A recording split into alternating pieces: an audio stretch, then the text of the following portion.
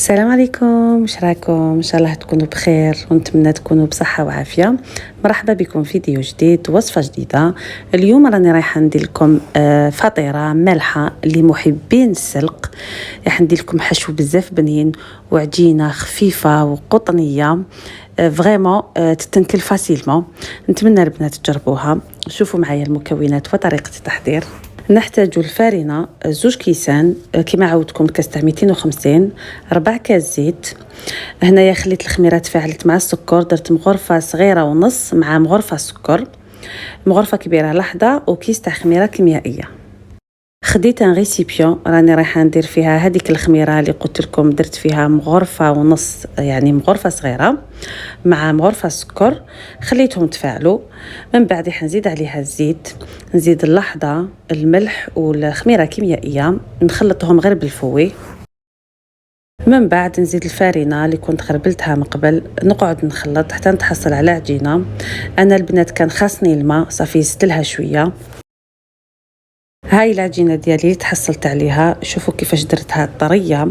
دوك راني رايحه نعجنها عجنه خفيفه باش تتلي سالي ونخليها تخمر. انا خليتها حوالي ساعه.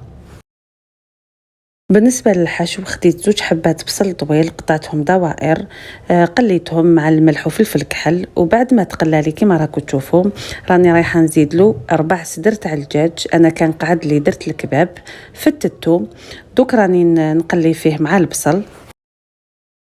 من بعد نزيد السلق. انا كانت عندي ربطه بعد ما نقيتها وغسلتها مليح، غليتها في الماء، قطرتها، دوك نزيد نخليها تتقلى مع البصل والدجاج.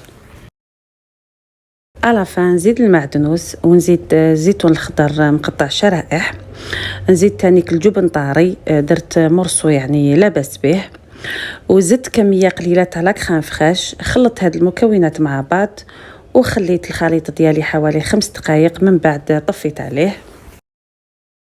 هاي ليك لاباط ديالي بعد ما خمرت، شوفوا كيفاش طلعت ما شاء الله. دوك راني رايحه نقسمها على 2.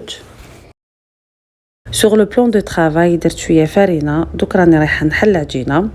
انا درتها رقيقه باش في الكوشه تزيد تطلع. خديت سنيوه درت لها البابي كويسون وحطيت هذيك لاباط اللي حليتها معكم. دوك راني ندير في لافارس اللي خليتها بردت، وزدت الفخوماج غابي. ومن بعد نزيد هذيك لابول تاع العجينه، زدت حليتها، نغلق الجوانب مليح، ندير لها من الفوق صفار بيض، وندير لها شويه جنجلان ولا سانوج، كل واحد يدير واش راهو حاب. نطيبها على نار 180 لمده 15 20 دقيقه. كي تشوفوها طابت من تحت زيدوا حمروها من الفوق.